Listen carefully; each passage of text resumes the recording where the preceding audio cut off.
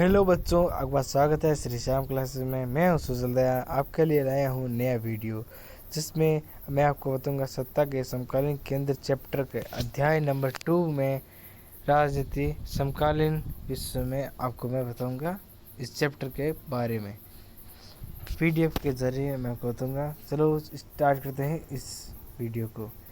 तो सबसे पहले हमें ये जानना होगा कि दो धुरे मतलब आपने इस चैप्टर से पहले पढ़ा होगा कि दो धुरे क्या होता है। एक अमेरिका था और एक सोवियत संघ था, ठीक है। दो आपके लिए क्लियर हो चुका होगा। और इससे नीचे आपको बात करेंगे कि वो क्या था। एक हो गया अपना एक ध्रुवीय विश्व, वो कैसे हुआ वो तो आपको पता ही है। एक धुरे का तो पतन हो चुका था, वो था सोवियत संघ यूएसएसआर, जिसका पतन जो है हो चुका था। कब हुआ था बच्चों? वो भी क्वेश्चन जो है मोस्ट इम्पोर्टेंट है। वो है 1991 में हुआ था इसका पतन, 1991 में हुआ था। उसके बाद में एक ही धुरा रहा था जिसका नाम था अमेरिका, ठीक है बच्चों। और नीचे आपको देखते हैं क्या क्या है। सत्ता के समकालीन केंद्र, मतलब इस समकालीन केंद्र का अर्थ है किसी देश के संगठन से और देश से, ठीक है बच्चों। इस पार्ट के अंदर आपको देश और संगठन के बारे में बताया जाएगा। तो देखते हैं, शुरू करते हैं। संगठन, मैंने कहा था ना संगठन के बारे में बताएंगे। तो संगठन में कौन कौन से संगठन थे? एक तो आ गया यूरोपीय संगठन आ गया आपका बच्चों, और एक यूरोपीय आसियान संगठन आ गया, एक यूरोपीय संगठन और एक ब्रिक्स और एक सार्क। इनमें से सबसे ज़्यादा बोर्ड में क्वेश्चन जो है पूछा जाता है ये वाला आसियान का, ठीक है बच्चों। और आगे और आपको बताते हैं भारत और मतलब देश, इसके अंदर कौन से देश थे। भारत था और चीन थे और जापान और कोरिया और इजराइल और रूस। इन देशों के बारे में आप इस चैप्टर के अंदर पढ़ेंगे, ठीक है बच्चों। तो देखते हैं, शुरुआत करते हैं यूरोपीय संघ से। सबसे पहले हमें ये क्वेश्चन पूछा जाएगा कि यूरोपीय संघ में कितने सितारे होते हैं, वो किसका प्रतीक बताते हैं। ये आपको बता देते हैं, ये इसका है। जूम करके मैं थोड़ा बताता हूँ। यूरोपीय संघ के झंडे में सोने के 12 सितारे, ठीक है। कितने बच्चों? 12 सितारे। और इन्हें घेरा गया है, ये देखो चारों तरफ से घेरा गया है ना, इस तरह घेरा गया है। और यूरोप के लोगों को एकता और मेल का मिलाप का प्रतीक है, ठीक है बच्चों। आगे नीचे बताते हैं। तो बच्चों मैं आपको बता रहा था आगे इसके अंदर क्या क्या योजना हुई थी। सब आपको पता है बच्चों, जो कि यूरोपीय संघ तो है वो आर्थिक स्थिति, मतलब उसने समान पूंजीवाद को अपनाया था, जिससे उसकी अर्थव्यवस्था चरमरा गई थी, जिससे वहाँ के जो है दूसरे विश्व युद्ध के बाद जो है वो उसके यूरोप की आर्थिक स्थिति जो है बहुत ही नुकसान हुआ था, ठीक है। और इस आर्थिक स्थिति में सबसे ज़्यादा उभर कर आया कि अमेरिका ने पश्चिमी यूरोप के अर्थव्यवस्था को फिर से सुधारने के लिए ज़बरदस्त यानी फुल मदद की, जिसे मार्शल योजना कहते हैं। मतलब अमेरिका ने जो है दक्षिण यूरोप जो है उसकी ज़बरदस्त मदद की, जिसे मार्शल योजना कहते हैं बच्चों। इससे आसानी से हम भाषा में समझ सकते हैं, इसमें आपको कोई दो राय नहीं होगी। अगर आपको कुछ भी डाउट हो तो कमेंट सेक्शन में आप ज़रूर कमेंट करें, ठीक है बच्चों। तो आगे देखते हैं कमेंट। आपको मार्शल योजना के तहत 1948 में यूरोपीय आर्थिक सहयोग संगठन की स्थापना हुई थी। आपको ये क्वेश्चन जो है पूछा सकता है, कब इसका जो है हुआ था, स्थापना कब हुई थी मार्शल योजना की? 1948 के अंदर हुई थी बच्चों, ठीक है बच्चों। और नीचे देखते हैं और क्या क्या बताया गया। समय के साथ स्वरूप में बदलाव, समय के साथ क्या क्या बदलाव आए थे वो भी देख देते हैं। क्या क्या बदलाव आए थे बच्चों? वो आए थे, देखो 1949 में यूरोपीय परिषद बनी थी। कब बनी थी बच्चों? 1949 में यूरोपीय परिषद बनी थी। ये याद रखना बच्चों, ये कभी एमसीक्यू में पूछा जा सकता है। और 1957 में पूंजीवादी देशों से यह यूरोपीय इकोनॉमिक कम्युनिटी बना, ये भी याद करना। और 1992 में मैजिस्ट्रेट संधि के तहत यूरोपीय संघ बना। यूरोपीय संघ वापस कब खड़ा हुआ था, ये क्वेश्चन भी बार बार पूछा जाता है कि यूरोपीय संघ बना कब बना। मजिस्ट्रेट संधि के तहत किससे बना था, मजिस्ट्रेट संधि के तहत जो है ये 1992 के अंदर जो है बना था बच्चों, ठीक है।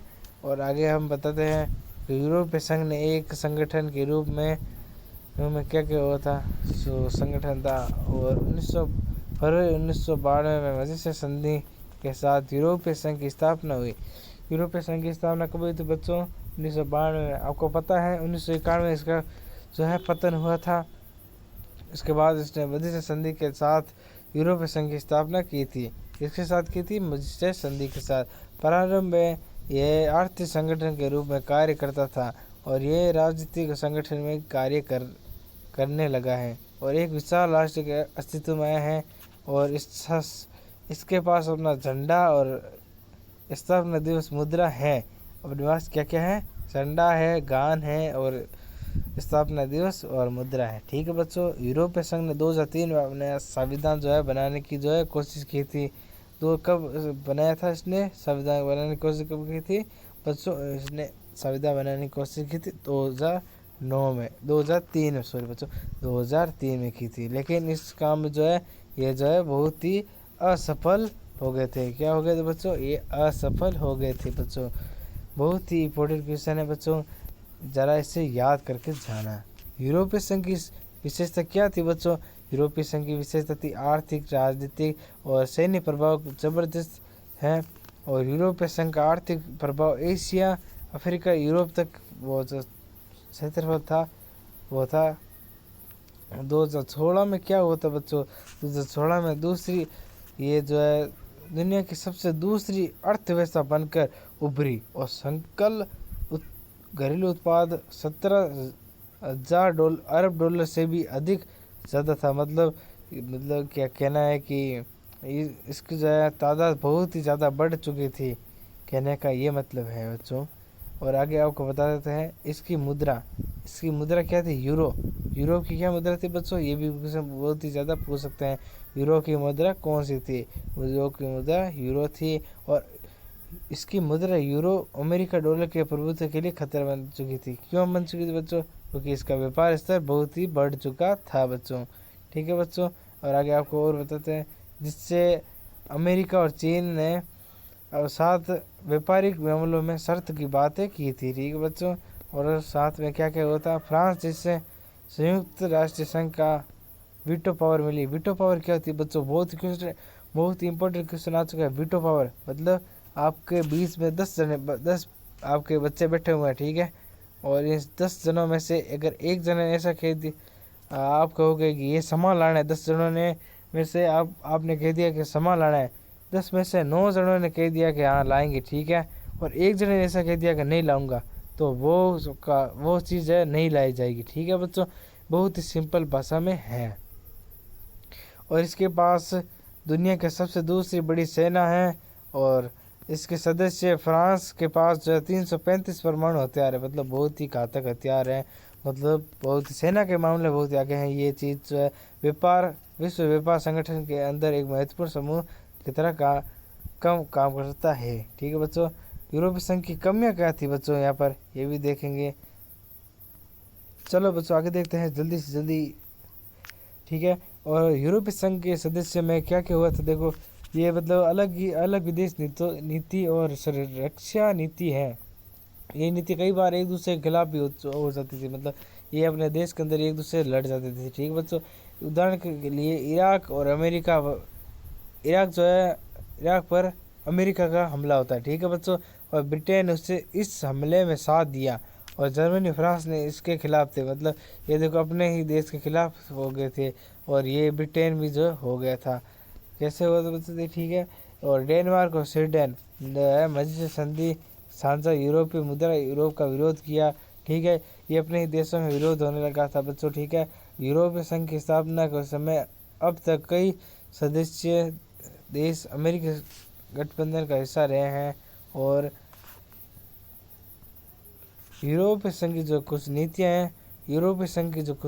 हैं उसके कारण ब्रिटेन से यूरोपीय संघ ने जून 2016 में एक जनमत संग्रह के द्वारा अलग ही निर्णय किया, जिसे ब्रेकेस्ट कहा जाता है, मतलब एक्साइड उसने कर लिया था, मतलब बाहर चला गया था बच्चों, ठीक है। और इसका उद्देश्य क्या था यूरोपीय संघ का बच्चों? यूरोपीय संघ का उद्देश्य था एक समान विदेश नीति की सुरक्षा करना और आंतरिक मामलों न्याय से जुड़े मामलों का सहयोग करना, एक समान मुद्रा चलन और वीज़ा मुक्त आवागमन, मतलब एक देश से दूसरे देश में कोई वीज़ा ना हो, ठीक है बच्चों।